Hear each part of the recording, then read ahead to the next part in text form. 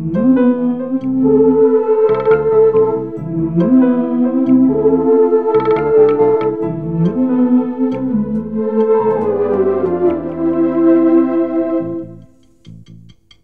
విధి విచిత్రాల నిధి,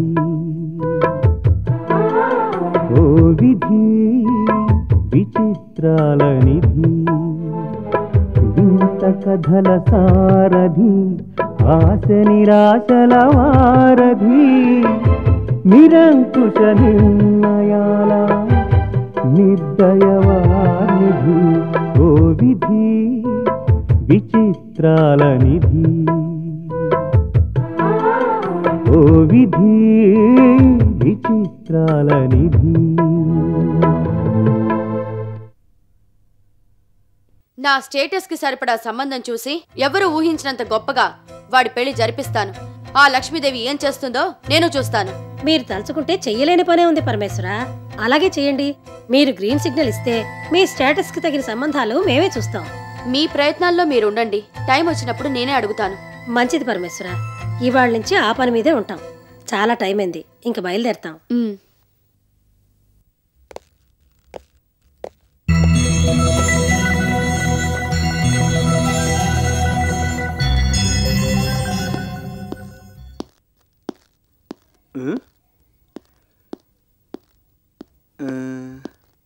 my dear చిన్న, అలా డల్గా ఉన్నావేంటో. మార్నింగ్ షో టికెట్ దొరకలేదా, లేకపోతే మందు కొట్టడానికి కంపెనీ దొరకలేదా? అదేం కాదు మాస్టారు, మనసు బాగోలేదు. వాట్, మనసు బాగాలేదా? కొంపదీసి మీ బాస్ వినోద్లాగా నీకు కూడా లవ్ వైరస్ తగిలిందేమిటి? అదేం కాదు మాస్టారు. Then no problem. ఇంతకీ మీ బాస్ ఎలా ఉన్నాడు? రోజీ గ్రూప్ ఆఫ్ కంపెనీస్కి ఎండీ అయ్యట్టుగా. ఎంతైనా అదృష్ట జాతకుడు అయ్యా. బిజినెస్లో బ్రహ్మాండంగా సక్సెస్ అయ్యాడు. ప్రేమించిన అమ్మాయిని పెళ్లి చేసుకున్నాడు. అటు మ్యారేజ్ లైఫ్, ఇటు బిజినెస్ లైఫ్, రెండింటిలోనూ ఫుల్ హ్యాపీస్. లైఫ్ అంటే అలా ఉండాలయ్యా. ఇంతకీ ఎండీ అయ్యాక మీ బాసును చూసావా? సంధ్య తను చిలకా గోరింకల టైపులో హ్యాపీగా కాపురం చేసుకుంటున్నారా? లేదు మాస్టారు, ఇప్పుడు వాళ్ళిద్దరూ కలిసి ఉండడం లేదు. వాట్, సంధ్య వినోద్లు కలిసి ఉండడం లేదా? అవును మాస్టారు. నో, నేను నమ్మలేను. వాళ్ళిద్దరూ కలిసి ఉండలేకపోతే ప్రపంచంలో ఏ భార్యాభర్త కలిసి ఉండరు. అంత గొప్ప ప్రేమ వాళ్ళది. అందుకే కదా దగ్గరుండి ఎంకరేజ్ చేసి మరీ పెళ్లి చేశాం. నిజమే మాస్టారు, కానీ ఈ మధ్యన ఏవో గొడవలు వచ్చి విడివిడిగా ఉంటున్నారంట. ఇద్దరూ కలిసి చక్కగా కాపురం చేసుకుంటున్నారనుకున్నాను. ఇలా జరిగింది ఏమిటయ్యా? చచ్చా, మనసంతా పాడైపోయింది. పెళ్లి ఎంతో కాలం కాలేదు, అప్పుడే గొడవలా? మరి వాళ్ళ పెద్దలు వీళ్ళ పెద్దలు సర్ది చెప్పి ఇద్దరిని కలిపే ప్రయత్నం ఏం చేయలేదా? తెలీదు మాస్టారు. మన చేతులతో మనం పెళ్లి చేశాం. ఇప్పుడు వాళ్ళిద్దరూ దూరం అయితే చూస్తూ ఊరుకోలేం. వెల్ విషెస్గా ఏదో ఒకటి చేయాలి. మళ్ళీ వాళ్ళిద్దరిని ఎలాగైనా కలపాలి. కాపురాన్ని నిలబెట్టాలి. యురేకా! సూపర్ సెన్సేషనల్ ఐడియా వచ్చిందయ్యా. ఈ దెబ్బతో విడిపోయిన ఇద్దరు మళ్ళీ కలిసి న్యూజిలాండ్లోనో ఆస్ట్రేలియాలోనో డ్రీమ్ సాంగ్ వేసుకోవాలి. ముందు ఐడియా చెప్పండి మాస్టారు. సాంగు లొకేషన్ తర్వాత చూసుకోవచ్చు. చెప్తా. నెక్స్ట్ వీక్ మన కాలేజీ ఫంక్షన్ ఉంది కదా? అవును ఉంది. ఆ ఫంక్షన్కి సంజని వినోద్ని ఇన్వైట్ చేద్దాం. ఇద్దరిని ఒకే వేదిక మీద పక్క పక్కన కూర్చోబెడదాం. అందరి ముందు బెస్ట్ కపుల్ అవార్డు ఇప్పిద్దాం. అలాగైతే ఇద్దరు కలుస్తారు, ఓసారి గతాన్ని తలుచుకుంటారు, చేసిన తప్పేమిటో తెలుసుకుంటారు, మళ్ళీ కలిసి హాయిగా కాపురం చేసుకుంటారు. ఎలా ఉంది ఐడియా? బాగానే ఉంది, కానీ అవార్డు ఇవ్వడానికి కమిటీ మెంబర్స్ ఒప్పుకోవద్దు. అబ్బా, వాళ్ళిద్దరూ మన కాలేజీ ఓల్డ్ స్టూడెంట్స్ కదయ్యా. అదీ కాక ఈ రోజు వాళ్ళిద్దరూ సక్సెస్ఫుల్ బిజినెస్ పీపుల్. వాళ్ళతో మనకి చాలా అవసరాలు ఉంటాయి. అంచేత ఈజీగా ఒప్పుకుంటారు. అయినా ఆ సంగతంతా నాకు వదిలే, నేను చూసుకుంటాగా. సరే, మీకే వదిలేస్తున్నాను. కమిటీ మెంబర్స్ ను ఒప్పిస్తారు. సరే, మరి సంజని వినోద్ని ఎలా ఒప్పిస్తారు? ఆదిలోనే హంసపాదులా నీకు అనుమానాలు ఏమిటయ్యా? ఎలాగోలా కింద మీద పడి ఒప్పిద్దాం కదా. సరే మాస్టారు. దా, నువ్వేం కంగారు వరకు.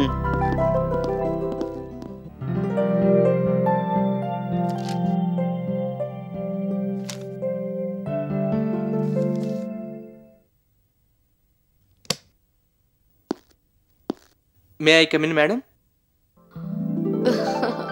కమాన్ వినోద్, ఈ కంపెనీ ఎండివి డైరెక్ట్గా రాకుండా ఈ ఫార్మాలిటీస్ ఏమిటి? అలా అనకండి మేడం. ఇంటి దగ్గర అయితే మీరు గ్రానీ, నేను వినోద్. ఆఫీస్ అంటే ఫార్మాలిటీస్ మెయింటైన్ చేయాలి కదా. Okay okay, that's good.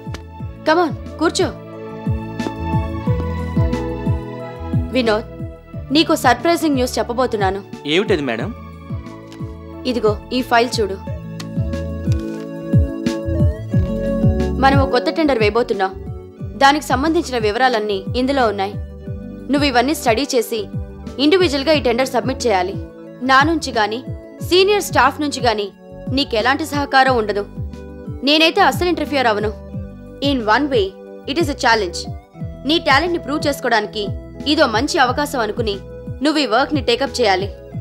Estimated cost, profit, men and material, competition ఇలా అన్ని యాంగిల్స్ నుంచి స్టడీ చేసి ప్రాఫిట్ మార్జిన్ తగ్గకుండా రేట్స్ కోట్ చేయాలి. ఈ పని చేయడానికి మన దగ్గర చాలా ఎక్స్పీరియన్స్ పర్సన్స్ ఉన్నారు. కానీ నీ మీదున్న నమ్మకంతో నీకు ఈ వర్క్ అప్పచెప్తున్నాను. Thank you madam. But one thing, time చాలా తక్కువగా ఉంది. మిగతా వర్క్స్ అన్ని పక్కన పెట్టి నువ్వు ఈ వర్క్ చూడాలి. అలాగే madam, I will try my level best. ఇది మనకి చాలా ప్రెస్టీజియస్ ఇష్యూ. బయట హెవీ కాంపిటీషన్ ఉంది. So you must be very careful. Sure madam. మీ నమ్మకాన్ని ఎలా నిలబెట్టుకుంటానో మీరే చూస్తారు కదా. ఈ రోజు నుంచి ఆ పని మీదే ఉంటాను. That's the spirit. All the best. Thank you madam.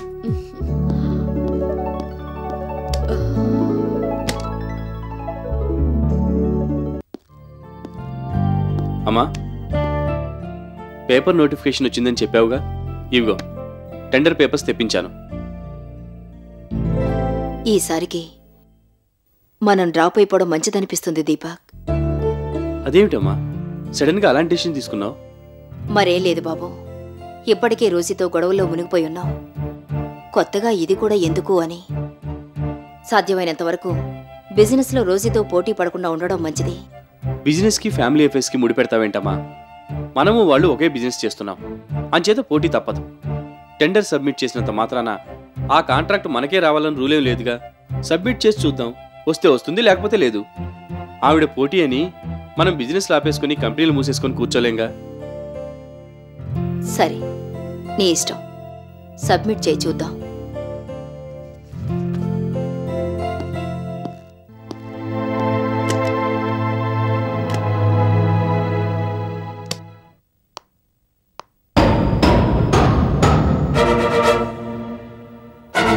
ఎవరు?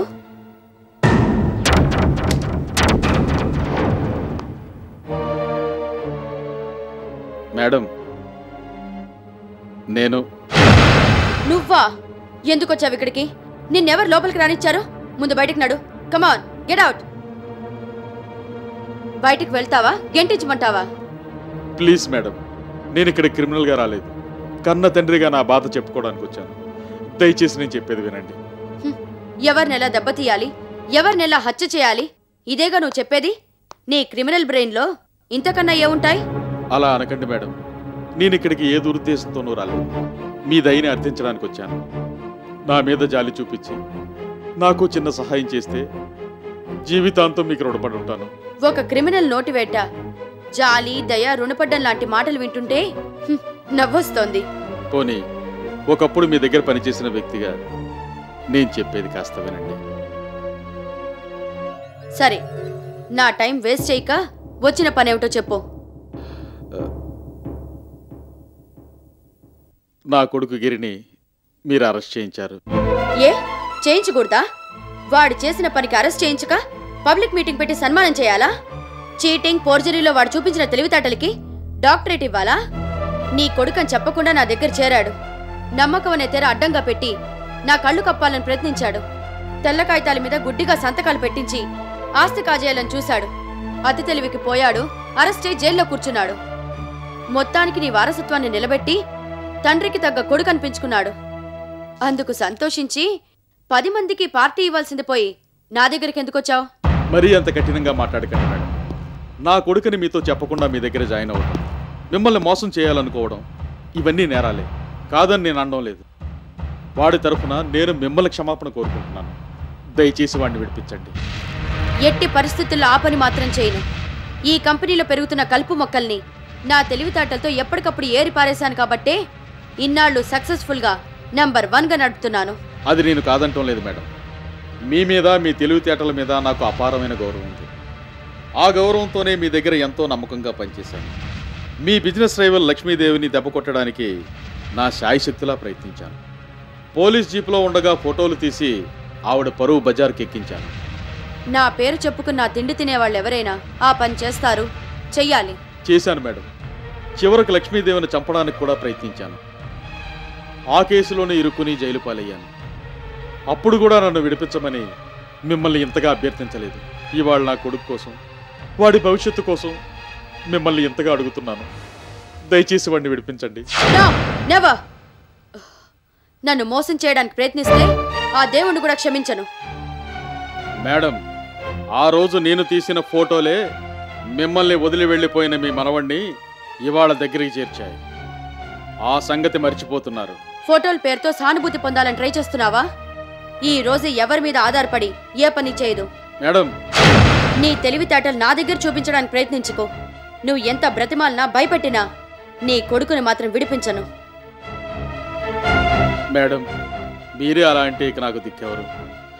దయచేసి ఒక్క ఫేవరు చేయండి. నా టైం వేస్ట్ చేసుకుని నీతో ఇంతసేపు మాట్లాడాను. అదే నేను నీకు చేసిన పెద్ద ఫేవర్. ఆ విషయం అర్థం చేసుకుని ఇప్పటికైనా బయటికి నడిస్తే మంచిది. లేదంటే న్యూసెన్స్ కేసు కింద మళ్ళీ నిన్ను కూడా అరెస్ట్ చేయించాల్సి ఉంటుంది. Get out.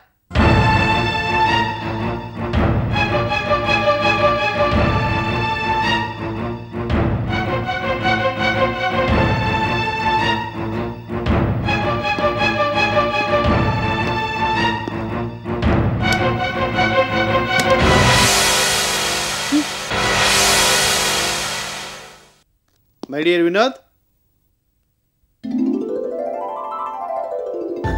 Meera master? Please కూర్చోండి.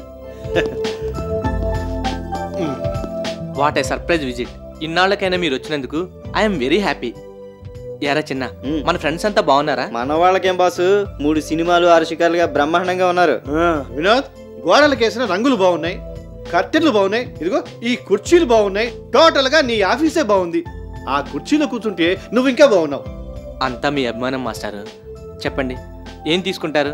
కాఫీయా, కూల్ డ్రింకా? ఇదిగో వాటి గురించి ఆలోచించే తీరిక లేదయ్యా. ఒకటే బిజీ, ఒకటే టెన్షన్. అందుకని డైరెక్ట్ గా పాయింట్ లోకి వచ్చేస్తున్నా. చెప్పండి మాస్టారు. ఈసారి మన కాలేజీ యానివర్సరీ భారీ ఎత్తున చేస్తున్నాం. ఆ సందర్భంగా నిన్ను సన్మానించాలని ఏకగ్రీవంగా నిర్ణయించాం. నాకు సన్మానం ఏంటి మాస్టారు? నాలో ఏ టాలెంట్స్ ఉన్నాయని, నేనేం సాధించానని? ఊరికే సన్మానం చేయించుకుంటే అసహ్యంగా ఉంటుంది. వద్దు మాస్టారు, ప్లీజ్ అలాంటివేమీ పెట్టకండి. నాకే సన్మానాలు వద్దు. ఇదిగో ఇలాంటి మాటలు వింటుంటేనే నాకు బీపీ రైజ్ అయిపోతుంది. ఈ రోజుల్లో టాలెంట్ కి సన్మానాలకి అస్సలు సంబంధం లేదయ్యా. ఆర్టీసీ బస్సుల్లా దేని రూటు దాందే. అవసరాలు, అప్లికేషన్లు, మొహమాటలు ఇలాంటి బేసిస్ మీద సన్మానాలు జరుగుతుంటాయి. నా దండ నేను కొనుక్కుంటాను, నా శాలువా నేను తెచ్చుకుంటాను, నా చప్పట్లు నేను కొట్టించుకుంటాను అని ఎదురు డబ్బిచ్చి సన్మానాలు చేయించుకుంటూ అవార్డులు పొందుతుంటే నువ్వేమిటయ్యా ఫ్రీగా చేస్తారంటే వద్దంటావు. No nothing doing. నువ్వు ఒప్పుకుని తీరాల్సిందే. మాస్టారు ప్లీజ్ నన్ను ఇబ్బంది పెట్టకండి. అదే మాట. అయినా సన్మానాలు చేయటానికి ఎవ్వరూ దొరకలేదనో లేకపోతే సరదాగానో నీకు సన్మానం చేయటం లేదు. పెద్దల్ని ఎదిరించి ప్రేమించిన అమ్మాయిని ధైర్యంగా పెళ్లి చేసుకుని ఆదర్శ ప్రేమికుడివి అనిపించుకున్నావు. పువ్వు పుట్టగానే పరిమళించింది అని బిజినెస్ లోకి ఎంటర్ కాగానే నీ టాలెంట్ ని ప్రూవ్ చేసుకుని టాప్ పొజిషన్ లోకి వచ్చావు. అదేగాక నువ్వు మా కాలేజీ ఓల్డ్ స్టూడెంట్వి. ఇవన్నీ దృష్టిలో పెట్టుకుని నిన్ను సన్మానించాలని నిర్ణయించుకున్నావు. నీకు సంజయ్కు కలిపి బెస్ట్ కపుల్ అవార్డు ఇవ్వాలనుకుంటున్నావు. సంజయ్కి నాకు బెస్ట్ కపుల్ అవార్డా? ఎందుకంతలా ఆశ్చర్యపోతున్నావు? మీకన్నా ఆదర్శ దంపతులు ఎవరుంటారయ్యా? సీతారాములు, పార్వతీ పరమేశ్వరులు, నెక్స్ట్ మీరే.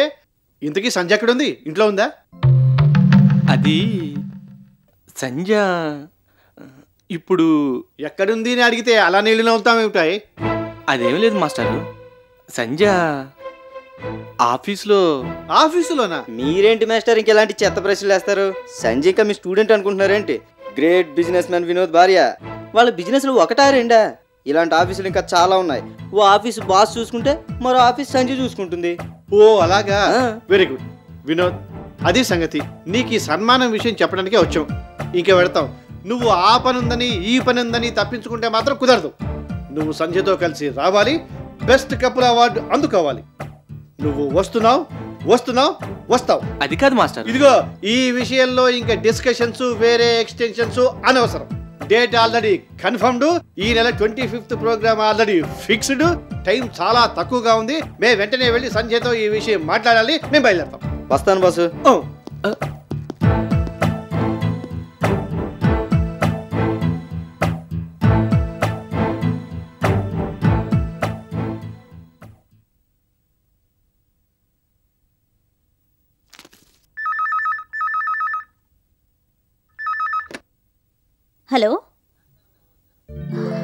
అలాగా, రమ్మని చెప్పు.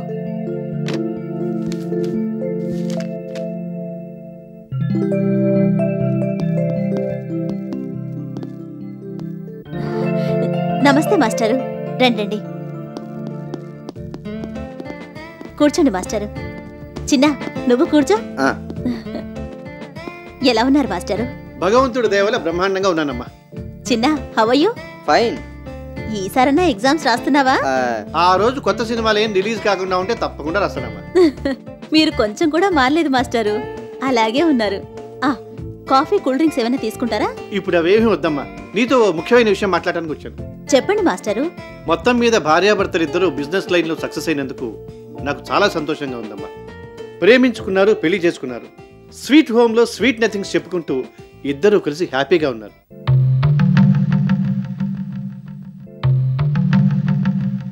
మిమ్మల్ని ఇద్దరినీ చూస్తుంటే ముచ్చటేస్తుందమ్మా నాకు. అందుకే ఎక్కడైనా భార్యాభర్తల డిస్కషన్స్ వస్తే ఆదర్శప్రాయమైన జంట అని మీ రిఫరెన్సే ఇస్తుంటాను నేను.